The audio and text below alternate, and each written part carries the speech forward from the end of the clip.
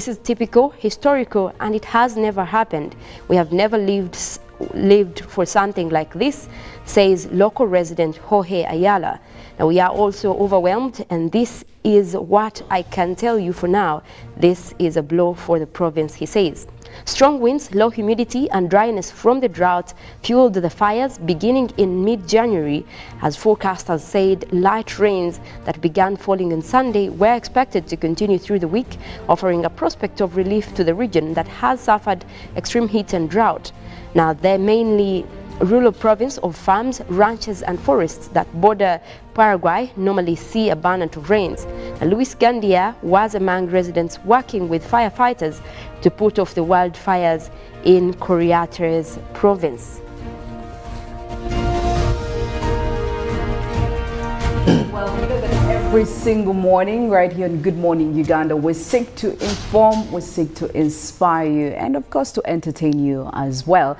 And aside from that, we also seek to get your opinions and your thoughts in our conversations about the everyday today happenings in our country. And this specific morning, we would love to find out. We are simply doing a tracking to see how far we've gone, especially after the lifting of the lockdown. Fully, entirely open economy right now is what is happening. So we want to know this morning, how has the lifting of the lockdown affected businesses ever since the 10th of January 2022. A lot has happened. Could be good impact, could be bad impact, all that we would love to know from you. And the drill is the same. You can give us your feedback on Twitter. The hashtag is UBCGMU, or you can also feel free to send us an SMS text or a WhatsApp text. The number is 0709 602 592. We'll be, of course, sharing your feedback much later on.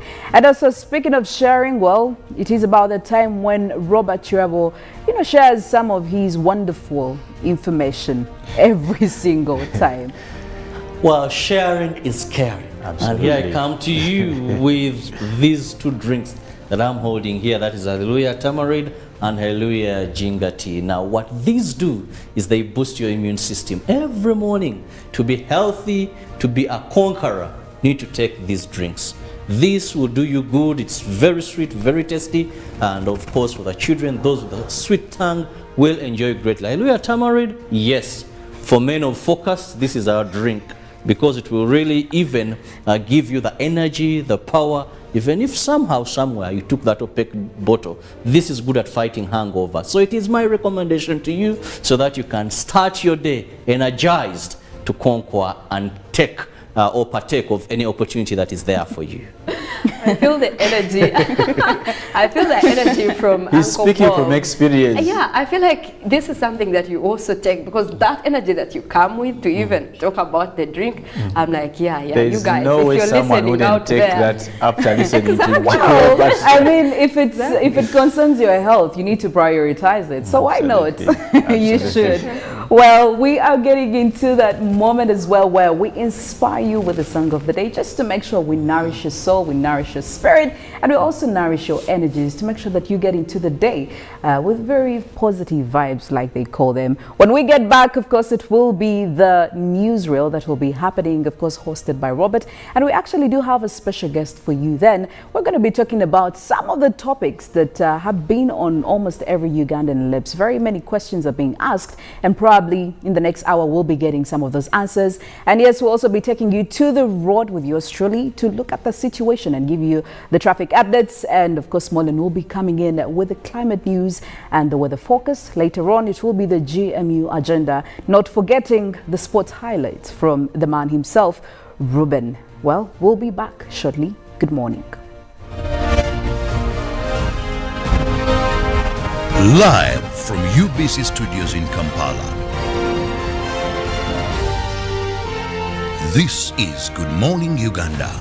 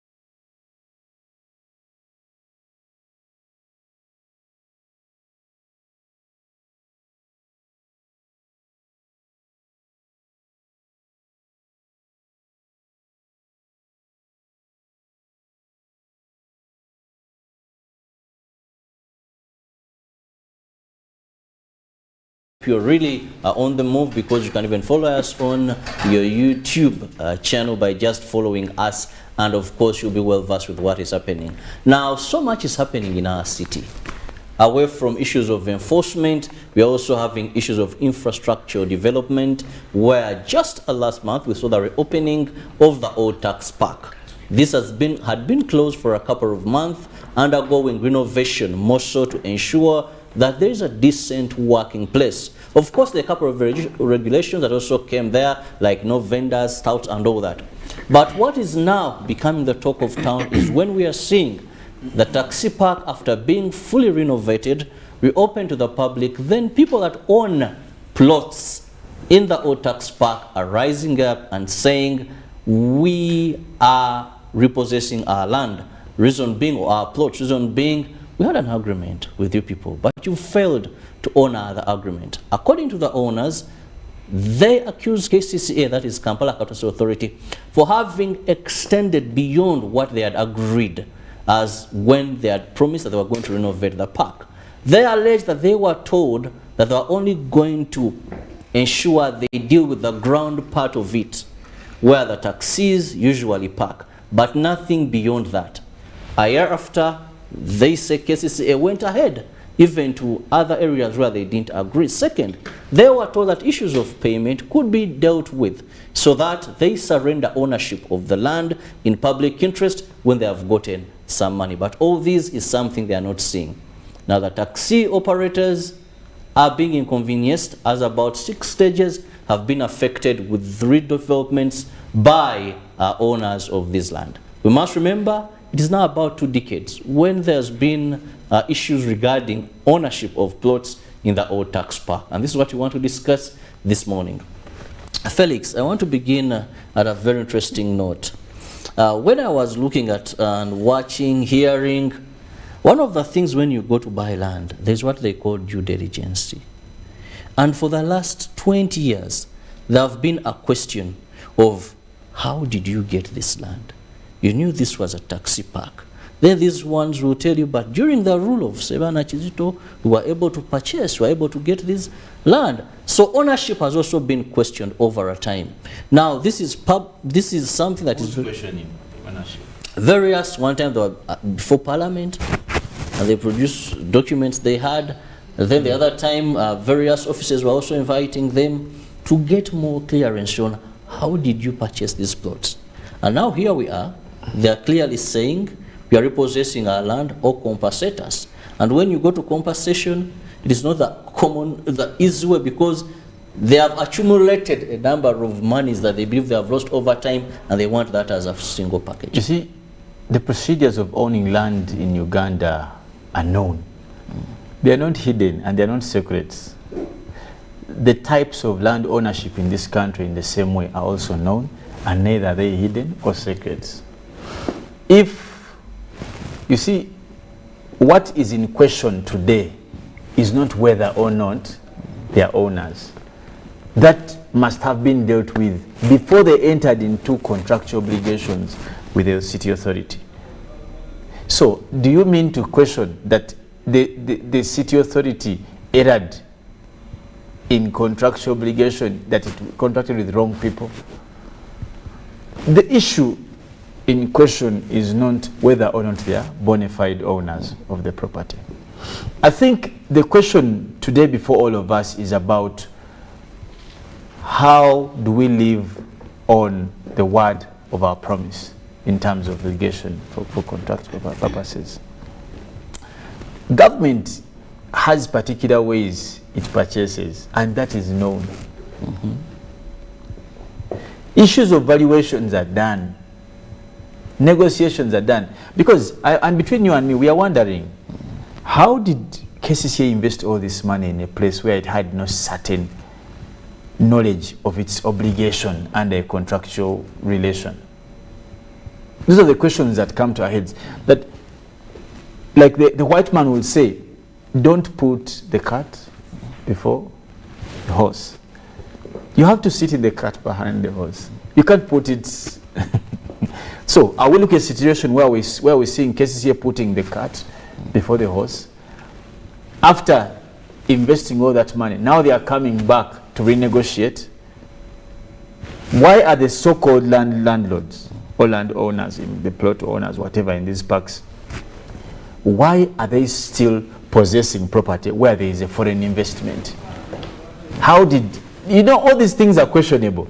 How did these people, because if money is being passed for a project under government, there is a plan, there's an evaluation, everything is passed, there's a process. How did this all happen? Having them not dealt with the landlords. Between you and me, you've seen roads that have been constructed in this country. You know the process. The first thing, and one of the biggest stampedes or the stamp blocks today is compensations. You can't build the road then compensate after.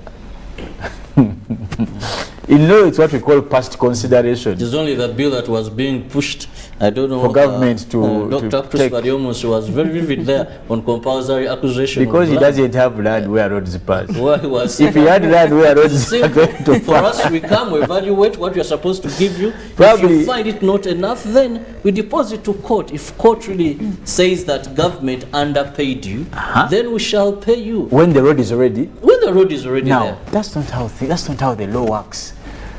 The law doesn't work in the interest of the superior. The law works in the interest of leveraging situations. I think from the prima facie situation, the outlook of things, there was an error in technical advice. Both parties, you must address conclusively, and this I must say from the legal aspect, conclusively, the interests of the parties. No wonder when you go into such obligations, by the way, under the law, for such you have government, state and private institutions, it is important that you have evidence in law. It is called consensus ad idem. You must have evidence that the minds of both parties met. You understand? That there was what we call, all parties have got to a point of contentment before we are executing the subject matter of the contract or the agreement for that matter. So were these visited? And I have very good lawyer friends even at City Hall, and I know they are smart to have seen some of these things. But what went wrong? Are the landowners being fraudulent? Are they lying? Or is the institution lying? Who is fooling who? That's the question today. But remember, amidst all these circumstantial challenges, there are people who are being affected. The ones you talked about, over 60 stages, and means employment is being challenged. It means also accessibility of transport. But later on, government is losing, because the purpose why government invested money was to see the growth of what we call employment welfare in the city. Now, who is gaining today? Well, according to the taxi leadership, they believe they will have to condense space to accommodate these other 6 stages that have been affected. Because what the landlords have now done, the people that allege ownership of these plots, they have repossessed. You saw a bit of construction, breaking what was already worked on by KCCA, and saying we are protected because this is our property and you have not compensated us. Because they were saying if government could work out ways of paying us, then for the interest in public good, we can move away. We weren't born with this land, but give us the money we want, then we can definitely go to another place and find out. But I want us to look at the impact of this. First and foremost, government spent billions. Yes. Over 3 billion was spent down there to ensure that we have a modern state of art, a better... Yes, Uganda, this was done in my interest, your interest. You may not use the taxi park, yes, but actually it was done in public interest. Therefore, maybe along your lineage, there is someone who would use the old taxi park. A lineage indeed. A lineage indeed. So this is in public interest. But we want to look at the impact of such, because one wonders. You remember when we had this congestion along streets because taxis were not in the taxi park. Yes. Now we are there. Let's look at really if there are lessons to learn and what does this mean to an institution and the public.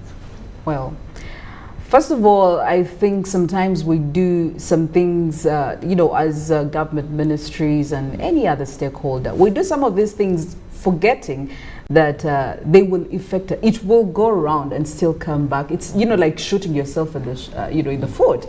For example, if you know you were supposed to do the compensation, because about like 5 companies came through and they were accusing KCCA, you did not compensate us. So obviously we have to demand. But number one, we had 2 years where they were doing all these renovations. Okay, we had taxis being placed in other areas. We had these taxis all over the streets because they were trying to create space. Now, these 2 years, I would want to ask myself, apart from the renovations, did they actually not think about these other things that had to come in? Because why are these people asking? Okay, why are they asking for their compensations after the taxi park has been open for full operation? But anyway, so first of all, we've had KCCA try to move people to, you know, other outskirts to make sure that there is the city is decongested. But you know what happens right now, because most of these taxis don't have where they're going to be parking because, well, I mean, these wrangles are happening. We are hearing statements from KCCA and all that.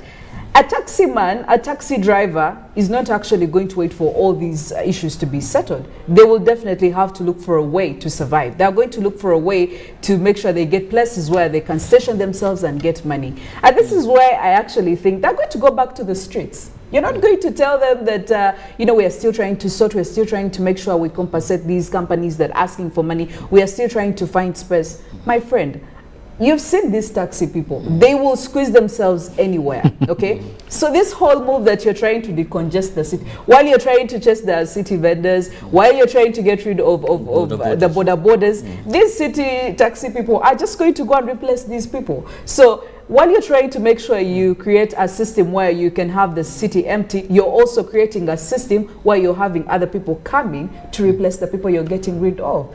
So while you're trying to procrastinate whether you're going to sort this issue, because we had a statement from the spokesperson of KCCA, Robert Kalumba, who was saying, give us some time. We are trying to sort this behind the scenes. Eventually, we'll make sure that the land gets back to the taxi park and you people get it. But how long? How long is that going to take? You think the taxi man or the driver or the conductor is going to wait for you? So at the end of the day, we are just moving in circles. It's not going to make sense at all. Felix, what does this mean to management and the way affairs are handled at KCCA? Because I want to tell you, previously we had the issue of markets. If you followed the circus between KCCA and St. Barikudembe, or known as Owino Market, it was court after court after court battles. You win, compensate, you win, compensate.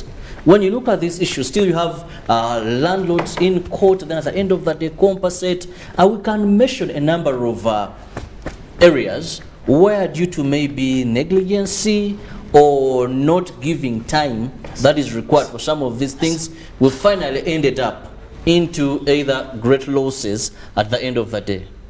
Well, Robert, let me tell you, the biggest mistake we make in institutional governance, and for that I mean I'll refer in specific articulation to government entities, we tend to place such institutions in a position of rivalry to the citizens. No wonder you have leaders of such institutions who are bold enough to say, when you ask them, abantu mugwaba, they will tell you, tebaina jebava. Now, with such approach to situations, we have placed government institutions as rivals to the citizens. You get the point? I'll tell you, this that you're seeing in the new taxi park, or tax park, is simply because of that. That institutions stand so far from the citizens, yet they shouldn't. Yet they should be working together. Now, people have continuously thought that government is not for them. Even that's when you see, even when projects come, good projects come in place, they are fought. For example, you saw what happened with markets. Government builds very good markets and people don't possess them. The question is, do we see politics at play? do we see failure of institutions to be absorbed into their purpose as pro-citizens. This that you're seeing today is the evidence of the failure of institutions for government to create a good rapport with citizens. Honestly and truly, between you and me, what is the purpose of the old tax pack? It's for a general good. Any Ugandan would understand that. And that would trickle back into one, how much money is valued. People not to expect exorbitant, because I know that's one of the challenges, that these guys are asking humongous amounts of money. Now, it comes from somewhere. Institutions like KCC have continuously placed themselves as rivals with how they approach matters. Now, we're talking about the issue of vendors. We have been talking about this. All these things you see, because you're placing, you don't have a, I don't know, like a plan. How things are not well planned out. You're chasing the vendors because you don't care. All you have to do is to execute. Now, some of the responses of people also, when they get a chance to get cases here, they say, okay. You get the point. Some of probably the kiosks you've broken around town are owned by these people. I don't know if you get, it all comes back to what is the relationship of government institutions, actually government as a whole, and the citizens. Is there a relationship? Let's look at government. When you go to issues of compensating roads, people's land, people building roads, you've seen the challenges. People, once government comes, you even make a party before. Watch it up. You understand? Yes. And then they buy. And they buy. You understand? Just because if you've seen how much government loses, UNRA, go and look at it. Almost half of its budget in compensation. Would it be that way? Because these roads are not for the government. Therefore, now that speaks into how does government entirely or its institutions better the relationship of the government institutions and the citizens. Between you and me, there are countries you will go to and such land is even almost given at free. As long as you can prove it is for public. But also, as you talk about people's reaction, talk about insider dealing. Some people wanted to talk about such things. But me, with my very little experience in issues of transactions and what, they're always insider dealings. You want to remind me of the words of Justice Catherine Bamgamerere I'm telling when you. she was running, that is the Land Commission, when she said, we want to know the name behind the names. And in this case, have the questions that you first asked been answered conclusively? How did Chirabo get this land? Answer the questions. If there was an irregularity, how would we work backward? As a result that were overtaken by events and time. No. Who told you that when Museveni came in, the prisoners at about a time were supposed to be let free? That's not how the law works. As long as, even if you change and change, that's why we are telling people in this government and this regime, don't steal money. Don't do these things. Because even after the government has left, you will be liable. Records are there. So if you're talking about an existence of any irregularity, why don't we answer that before we go ahead? How can an institution like KCCA be a part of a transaction that is marred by any irregularity? So that, you know what that means? It means the institution ratified the irregularity. You understand? That, let me give an example. If Chirabo, let's say you stole something from, let's say, my company, but when they bring you to me, I tell you, let's share that money. I have ratified your act. I've made it almost illegal. But how does KCCA contract with an irregularity if there is a irregularity? One interesting bit of this entire thing that I've followed it, I think I've done about 8 years, because there's always been on and off issues of plots in the old park. We're looking at KCCA as an institution, but then sometimes I think we need to detach institutions and specific people. You know, this is where they tell you days of Jennifer Musisi, you can't. Days of Sebana Chizito. Do you know? It seems people sometimes despite possessing positions for institutions, then they do certain things at individualistic level. Let me tell you why you because can't. Because they'll tell these were not done, we were not in office. No. Someone confidently says, we were not in office when if this someone mistake was says done. that, they are the most lousy leader. They are the most useless. In fact, they don't qualify to be in that office. KCCA is not a family affair. It is individual. It is not, rather, it is not an individual. It is an institution. And when you sit at the beacon of it, you are a representative of an institutional interest. That's why actually you can even hide under institutional mandate and say, I was executing an institutional obligation. And that's how people like Jennifer Musiza are exonerated. You understand? That's why you can't take them on. Because they will tell you, no, no, no. For us, what I was doing then, I was working, I was implementing the KCCA Act. Yes. So how do you say that the time of Jennifer Musiza, the time of Sevana, that's rubbish. Well, Philo, in the interest of time, your final remarks regarding this whole saga. KCCA, yes. Yesterday I spoke to the public relations officer, that is Julia, and she told me they are going to issue an official statement, most probably today. Via Zoom, we're expecting the Minister for Kampala, who confirmed she will be with us this morning. Via Zoom, Hajat Amisa Kabanda, but unfortunately she's just connected now, and time is really against us. We hope maybe we shall have another day for that. But what are your final remarks to this? Well, I think KCCA has to do something about themselves because they are the institution in charge of this, okay? You cannot keep issuing statements and statements. What are you doing about what you're supposed to be doing? So if you know that, and again, it gets back to planning. They need to make well thought out plans. If this happens, look at the repercussions of some of the, the decisions that you take. You are deciding that you're going to renovate this taxi park. It's going to take about 2 years. A lot of money is going to be spent on that. But you also know at the back of your mind that there are people who own this land. We cannot disagree with the fact that people, you were saying that there were questions about who owns this land, why do they own the land? But even KCCA itself as an institution really agreed to this, and they're saying they're going to compensate. But all this is pending, and they're very smart people. You know that this is going to affect you one way or another much later on. You have to plan for all that. What is under this? Who are we going to compensate? When are we supposed to do this? We are going to renovate this.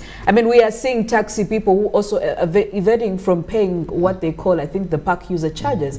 Just in the span of about, 1 month since the taxi park was open, only 5 million Ugandan shillings has been collected. And KCCA shamelessly was complaining about that. So if things like this keep happening, you may not even get the 5 million shillings in the next 2 months. Well, it is all about us knowing that we need to be patriotic and responsible enough to whatever offices we are put in. But also, one of the areas for me I feel that we should also handle as Ugandans, please be careful where you invest your monies. Many times you've had KCCA, various district land boards, and they'll tell you someone acquired public land. Now he's in court. Then we have all these. The taxi park has been there for the last many years. So by the time you move in and say, that is the plot I want, that is the place I want, I think we also need to soon we are going to see people possessing roundabouts. Which is a fact, you've heard of it in Musinga. but let me tell you something, Robert. The problem is just you see, people. The problem is not the buyer. No, Felix. No. Felix. The problem is with the person who puts the land on sale. That's the thing. And you see, for you may think. If you go to KCCA, Robert, and you start checking, you go to Nasa Road. There are many plots of KCCA were sold. You've heard where there should be hospitals. There are arcades. All these things. Water hydrants in case of fire. There's a hotel on top of it. Now, Kakati, that's why I say that. Where do you get the audacity to chase this vendor? If you take that to be okay, we don't have to talk about those. We shall hit the witch. You get the point. This vendor at Tunda Street, watch out Tunda Street of 50 shillings, by the way. But someone who has built a hotel on top of a water hydrant. Even If you don't talk, now how do people possess land that was previously? You get it, and now we are back at it again. And we have to compensate. Whereas that's why I told you there must be insider dealing. Someone is benefiting from this, and they're enjoying the play. Because and I like how lawyers advise. Normally, when you want someone to pay you in law, you just go and then you start from there. People will come, of course, and then you get the payment you deserve. Well, we just hope that this will finally just pour be material. We just hope this will finally be settled in public interest. That the majority of Ugandans will benefit, not individuals. And let this be a learning. It's becoming late, Robert. And let this be a time for learning. That there is so much we've done as a country. I think it is time we learn from our previous mistakes to do things right for the generations to come. Let's just remind you once again of our poll question this morning. Well, this morning we want to find out from you, how has the lifting of the lockdown affected businesses since the 10th of January? Do give us your feedback, and the hashtag is of course UBCGMU, and WhatsApp number is 0709 602 592. You can still use the same number to send us an SMS text. When we return, we'll be looking more at what is trending in the print media this morning. Keep it with us. It is our mandate to keep you informed.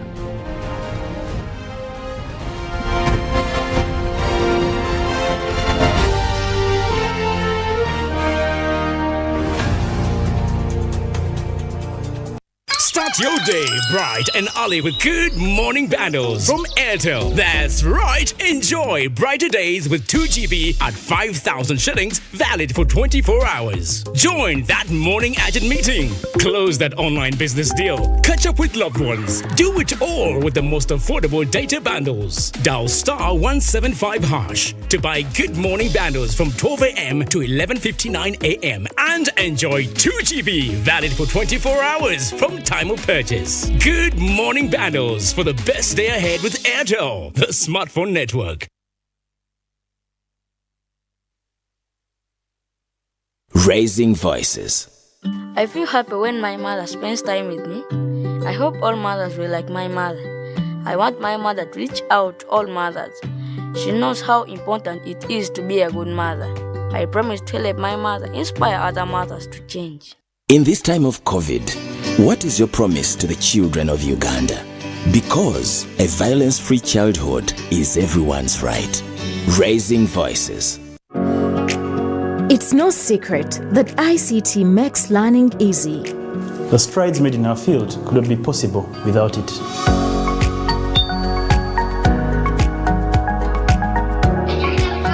And now we can watch our favorite shows.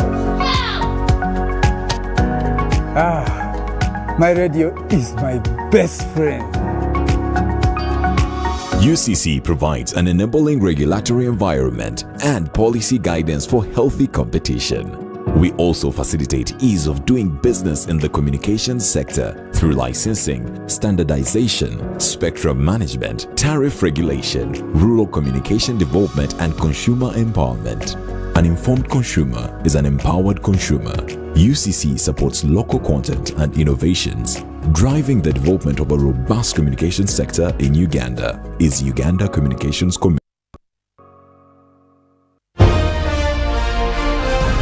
Live from studios in Kampala.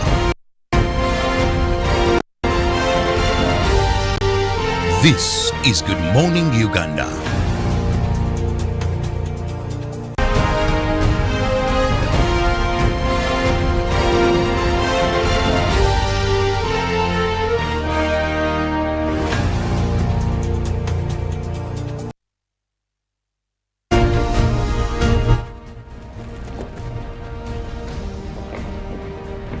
Now into the print media, and we'll be looking at the Daily Monitor, but of course looking at the headlines on the very big headline here: government lists 17 grounds to validate teachers. But also in the same papers, we're looking at why the optimism for high economic growth and recovery, but also police arrests lawyer Mabilizi. Now vendors count losses in 6th Elegu market fire. And government to church, we are open to talks over pregnant students. Now Buvuma Island to get another ferry, and trouble will be with the small boys. iGigi starts lifestyle audit with big wings. Let's wait and see how that will work out. But also, there are a couple of tenders and job opportunities here, such like URA, Luca, DLC, UNOC, SINOC, TASO, PSFU, just to mention but a few. But inside the papers, Archbishop, that is Muzei, the new Orthodox Archbishop there, and 250,000 jobs up for grab. That is in the Electoral Commission. Now, very beautiful photo here from the archives, a photo of Cecilia Ogwao in 1996 there, as she celebrates her victory after being elected Lira Municipality MP. Now, Obote arrests 5 ministers. That was today in history, and today in history again, world's most wanted drug lord held. That is, who was that? Be able to get the papers and you'll see. But just for the names, the biggest that ever there has been, that is Jacqueline El Chapo.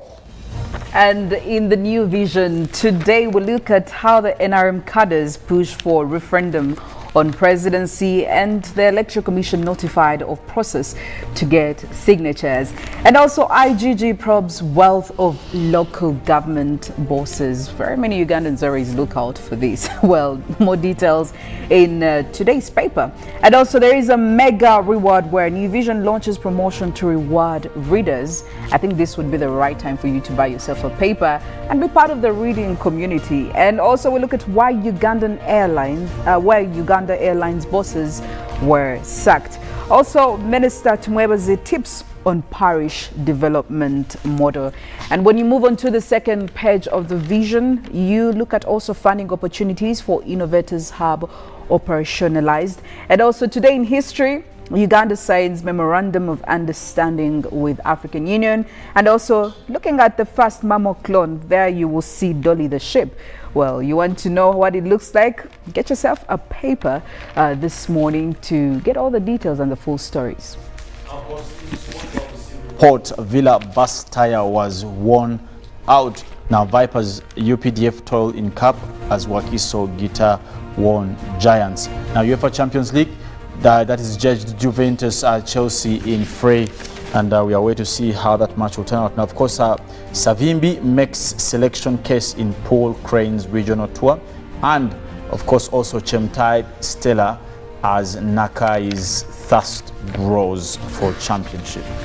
And in the New Vision Sports, the new chairman for the National Council of Sports, Ambrose Tashobia, goes all out on his 12 targets. And we also look at Walusimbi Godfrey's full story, the retired Cranes defender, where he actually talks about hiding himself in the house. And also moving on to the second page of the sports paper, there is your weekend scoreboard, and also we have all these highlights, and also taking a picture of the week where we look at the Makerere University Business School's charity Agaba taking a shot at one of the fairways during the first corporate beach circuit at Bunjako Beach. Very powerful picture over there. And also a new excellence award for the MOOB senior women team. Well, all that's in today's New Vision paper. But of course, now into the Daily Nation, we're looking at what with Dr. Eat Now, that will the Dr. Eat Now, but of course also still Decision 2020, the big headline, the decisive king maker. Okay, where will he fall and what decisions will he make? Who will he support? That is Kalonzo. Of course, what does it say? All eyes on him. He has courted, negotiated and consulted for months on ends, leading his political, that is a suitor, dawn. But of course, basically all the headlines in the Daily Nation will give you an insight into how the elections are being prepared for there in Nairobi, Kenya. But far from that, we also want to take onto our poll question and find about how your responses have been coming in. And onto you, Philo. The question was and still is, how has the lifting of the lockdown affected businesses since the 10th of January? And from you, Maskop, you're saying businesses are slowly picking up, but we need government support to sustain this growth. And from you, Derek, you are saying, well, on a larger extent, uplifting lockdown is advantageous to majority of business men and women, since there are no limits like massive gatherings, curfew, and transport. So nothing is hindering clients from buying at any moment they feel like. However, on a smaller extent, it is disadvantageous to a few businesses that were only allowed to work during the lockdown, like shops, market stalls, restaurants, etc. Now, those businesses had monopoly during lockdown, unlike today. Keep the feedback flowing in. Of course, we will continue sharing with by every minute that goes by. But yes, taking you to the road, what is it? How is it happening? The traffic. Today is the Tuesday, the 22nd of February, 2022. It's not a Monday, so you would expect that the traffic is a little bit manageable. Well, today I want to focus on Nakawa division, but also on the areas that surround that. And we are going to be stretching it all the way from Seta through to Boyogere to Chireka, and also Nakawa, finally into the city center. Now, yes, like always, the green lines show you that it's a passable route, and the orange spots show you that there is a little bit of traffic buildup, and the red spots show you that the traffic is intense. However, when it comes to the darker shaded areas, you know, from red to maroon, that shows you that it is heavily intense. So ideally, if you would have a plan B, this would be the right time to take it on. But if you're coming in from Seta, as you can see, there are some orange and red lines, meaning there is a traffic, the traffic right here is heavy. Now this road, this is the Jinja Express Highway, which is very, very busy because we have very many trucks coming in from Jinja, coming in from the border, you know, Kenya border, crossing into Uganda. So this road is usually very busy Monday to Sunday, even on public holidays when you don't expect it.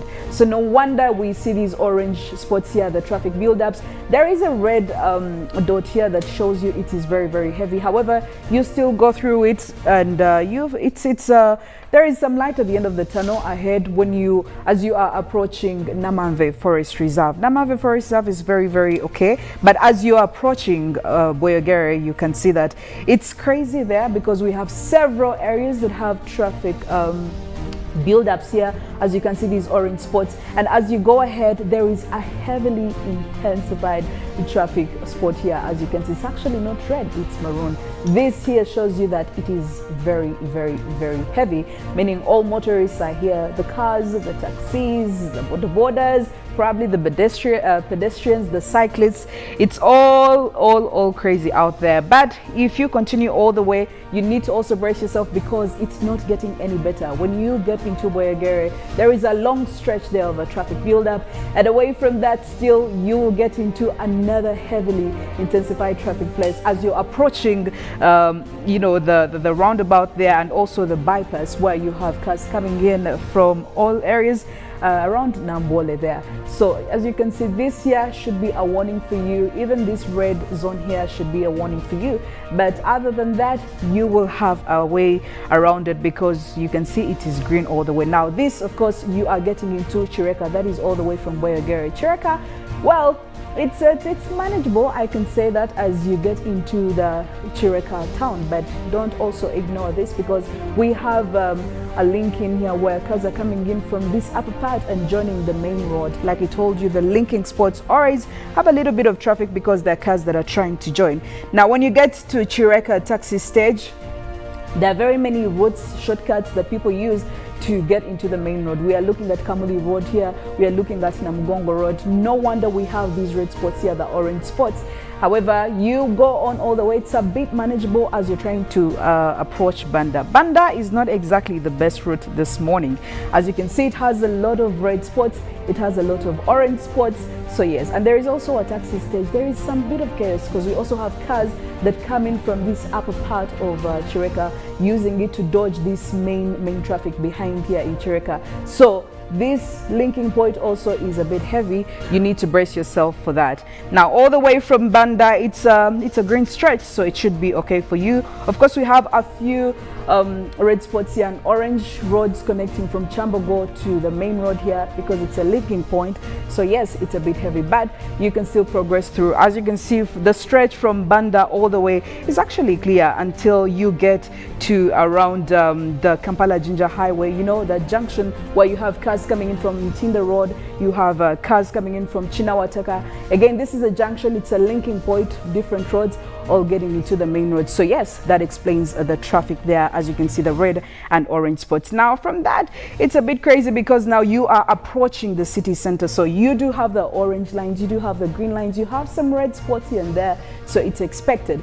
And we also have the Nakawa market around there where cars are very busy. We also have stages there. So it makes a little bit of sense. However, if you're getting out of the city center, it's also not an easy one for you because as you can see, this red spot is specifically for people who are leaving the city center as the arrows are allocating. You're getting out of the city center, you need to be ready for that. You're getting into the city center, well, it's more or less the same. The stretch still goes on all the way until you get to the roundabout where cars are coming in from Yusuf Lule Road, cars coming in from Access Road as they enter Kampala Road. As you can see, this is a linking point. It's a junction as well. So yes, the traffic is really expected. So if you're coming in from Seta, you're coming in from Mukono, you're coming in from Boyagere, you're coming in from Chireka, well, that is it for you for the traffic updates this morning. You need to have your alternative routes up your head. And also you need to make sure that while you are driving, while you are on the road, don't misuse the road cameras that were installed because they did, the traffic police actually put out a statement and they gave very strong warnings in case you are caught or if you by all means have to knock all these cameras on the road, you stand being given a very heavy fine or going behind the bars because they have realized that road users are actually misusing these road cameras. And matter of fact, these are really making the police look like they're not doing their job. So you want to be extra careful. You want to make sure that you're not reckless on the road and let the cameras do what they're supposed to be doing. Well, that's it from the traffic updates. But we have Mollen here who will also be giving you something from the climate and something concerning, the forecast for this day, this Tuesday. Good morning, Mollen, once again. Well, good morning to you, Philo, and unfortunately we're still continuing with the sad news, and that is a follow-up on the tropical cyclone that is due to hit Madagascar yet again, looking at something like that hitting Madagascar recently, and this is really not good news for them, especially with this cyclone expected to hit today, actually. Yeah, it's really unfortunate. My prayer is that we never ever get to have cyclones like that in Uganda because it will be very terrible, very terrible. But I hope everything gets better for the people in Madagascar. Well, that's it from the traffic updates this morning. Have a great Tuesday morning. I am Philomena Masco. Well, from that, I can tell you that we haven't had tropical cyclones in Uganda, and we might never have. Some of the advantages of being away from the coast, but also within the tropics, it means that the magnitude at which you can easily be hit by such storms is really small because we don't have the favorable conditions for them to develop. They really do develop at a certain, temperatures and also conditions for it to form, which is why they kind of form away from, the equator line, which is why at least within the East African region we haven't had more of those forming close to us, and that is thanks to the apparent position of the sun over us. But well, we're still talking about the tropical cyclone Emnati, which is due to hit Madagascar. Now, what we have right now is that actually Copernicus, which is a satellite center from European Union that is overlooking most of these conditions over the world, is making it a picture of the day and looking at the position of tropical cyclone Emnati right now. Now, it has been forecast that this will make landfall today, and that will be across coastal Madagascar. Some of the areas that are anticipated expected to be worst hit are already highlighted, and what we're seeing right now also from the tropical cyclone center that is formed by Meteo France is also indicating the path of this cyclone, and that is Emnati.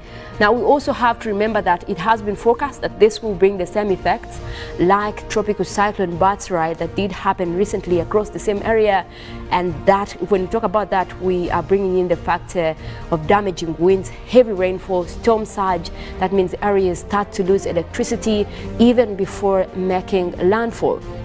Now we're looking at least parts of central Madagascar expected to be worst hit, as well as southern Madagascar. Now this is already perusing through Mauritius, and already Reunion was already having effects of the tropical cyclone. Now where you see the red dots, that is the path of the cyclone that is expected to be followed as it makes landfall, and already there has been evacuations being made across southern Madagascar. Now also you look at the hours and the anticipation. If you can see closely right there, it shows 22nd of that is at 16 hour. That is today, looking into what is likely to happen, that is as it makes landfall. Now that was yesterday. When you see the one circled in purple colors there, that is the position from yesterday, but today we're seeing the landfall expected over there. Now we look closer to the legend of what this actually means, and we are saying that this will land as category 3 tropical cyclone. You can see the red dots there, and that means that we will have very strong winds, very destructive winds in the red lines there. That is about 160 kilometers per hour. You can imagine, take an example of winds that would blow off a building, winds that will actually uproot trees, and that is the kind of winds that are expected to be hitting Madagascar later today and also into Wednesday morning. Now when you look at something like this happening, you also consider the fact that this will bring in heavy rains, and that is how we start to get in floods that might actually affect the area. So that is much of what is expected over there. And you also look into now, if it were to intensify to category 5 to category 6, that is very intense tropical cyclone over there, looking into more of what could happen. Now the wind speeds also mean that this could be a mean of over 10 minutes, and you see wind starting to gust across the area, about 40% stronger. But right now we are looking more into the possibility that this will land as tropical cyclone, an intense tropical cyclone within the red lights there, between 118 kilometers per hour and also 213 kilometers per hour. Those are very destructive winds. What is expected over there is something that we did see recently with tropical cyclone Batsirai, most likely to also be bringing devastating effects. And we're talking about flooding, we're talking about destructive winds. This could blow off buildings. This could actually, we don't need people in the path of this cyclone, and I'm happy that the UN has partnered with a lot of humanitarian organizations over there to make sure that they actually have most of the evacuations done before landfall today. Now you also look at the fact that this has had to be forecasted with similar effects of tropical cyclone Batsirai. Batsirai did cause a lot of damage, with death toll rising to over 200 people. Now we're tapping from the satellites right now, the real-time data that is coming in from UNISAT satellite. This is how the cyclone looks like as we speak.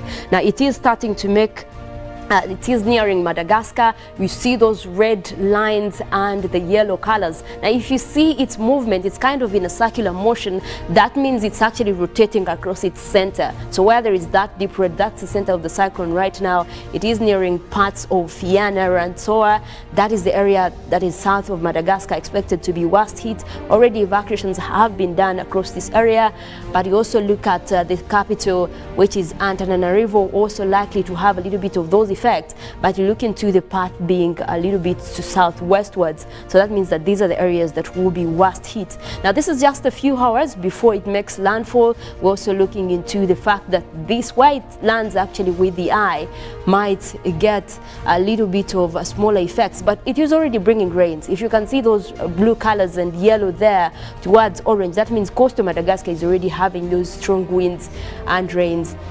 The intensity of this could actually mean this is the area that will be much more destroyed, but also not, we have to remember that this area has been hit just recently, so obviously there is not even a lot to be destroyed if you consider the fact that this has been destroyed just recently. So that is what we are looking at today, and you also consider the fact that this has affected much more of the conditions across Africa as well, because most of the moist winds are now starting to move towards, you know, this center of the cyclone. That means that all the rain-bearing clouds are actually moving closer as most of the winds are being blown towards this cyclone. You look at most areas within the central area of that is Africa also having the same effects, and also if you look at Uganda today from the satellites that are also predicting the same across Africa today, you look into the fact that we're having mostly intervals of sunny and cloudy conditions. Now what we do have is that you look at most areas within the country also having reduced wet weather activities. Now, some of the rain developing cloud systems that we have over the morning are actually locally influenced. Now, much of what we have, those are developing from Lake Victoria, and that will be affecting mostly the central parts of Lake Victoria as well as the eastern side towards Jinja, a little bit of those areas close to Lake Victoria across Kampala. We might be looking into a little bit of those rainy conditions, but those will only last for a few hours, and also over a few areas, especially those close to the lakes. The rest of the area might be experiencing sunny intervals even throughout the day. We also look at the fact that as we have that tropical cyclone there, most of these clouds, like I mentioned earlier, are moving towards that low pressure system. That means that we might still be dealing with reduced wet weather activities.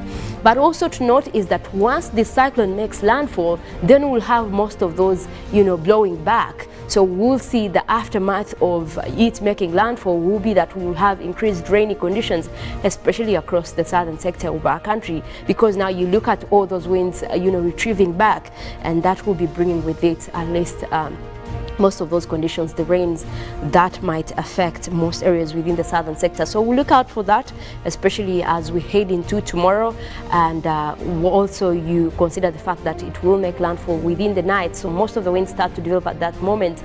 That means that we might be looking at a pickup of wet weather conditions as we head into tomorrow, Thursday, as well as Friday. But well, for now, we want to go ahead and take a look into your forecast that we are expecting across the country today, and that is coming in from the Uganda National Meteorological Authority. We start off with the central part of Lake Victoria, where we have Mukono, Kampala, Entebbe and Wakiso. We are forecasting intervals of sunny and cloudy conditions, starting off with quite a pleasant 26 degrees centigrade, quite a bit different from what we had yesterday. At least there is a little bit of warmth today and a little bit of sun, so at least it is a good morning there. Now we look into the western side of Lake Victoria. We have Masaka, Kalisizo, Sembabule and Rakai.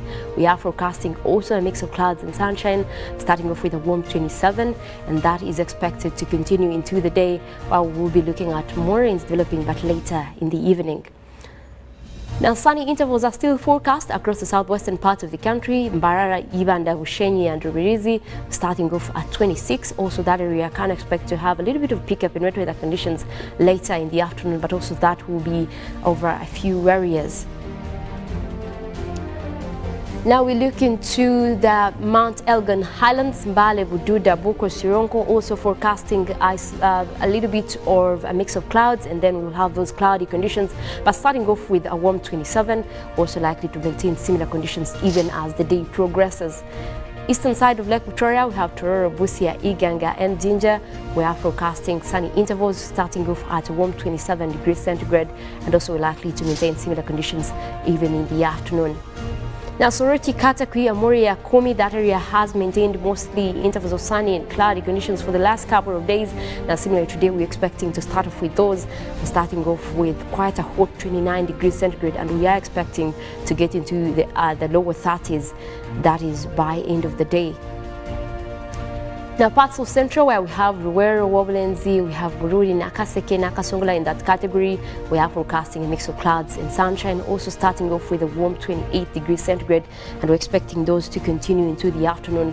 could also be looking at the lower 30s by afternoon with that kind of weather that is expected. Now, central north, we're looking at Gulu, Kitgum-Badel and Ajumani. We're forecasting also a mix of clouds and sunshine, starting off with a hot 30 degrees, and that will be also increasing into the lower 30s as well as we head into the afternoon, because we're expecting to maintain similar weather over that area.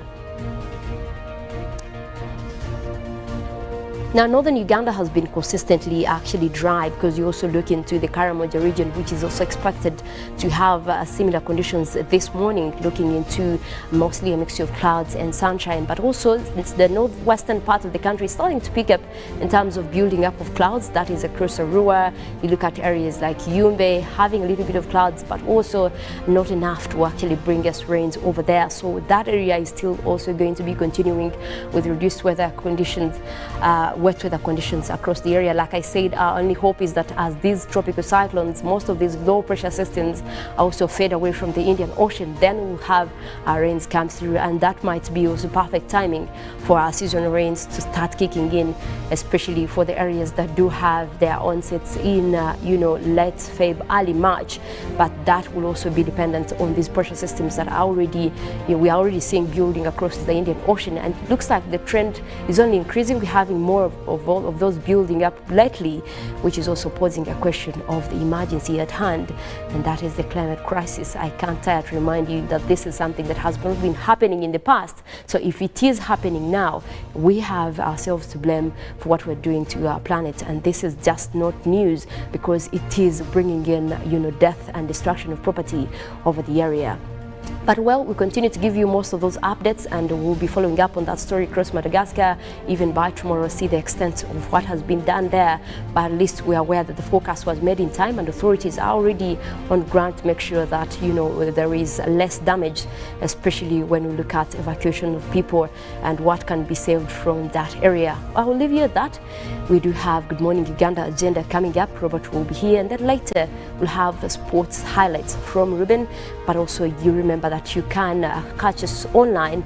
We are streaming on YouTube, that is UBC Television Uganda, and you can also follow us on a Twitter handle, that is UBC TV Uganda. Continue to engage with us, and I want to wish you a good morning for today.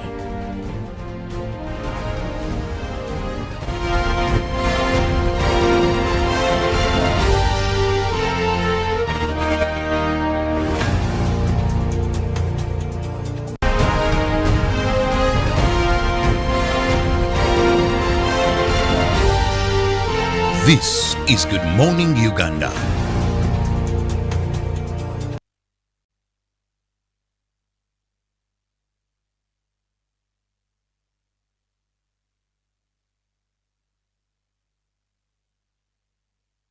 Raising voices.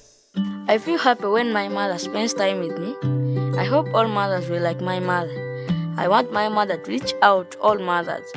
She knows how important it is to be a good mother. I promise to let my mother inspire other mothers to change.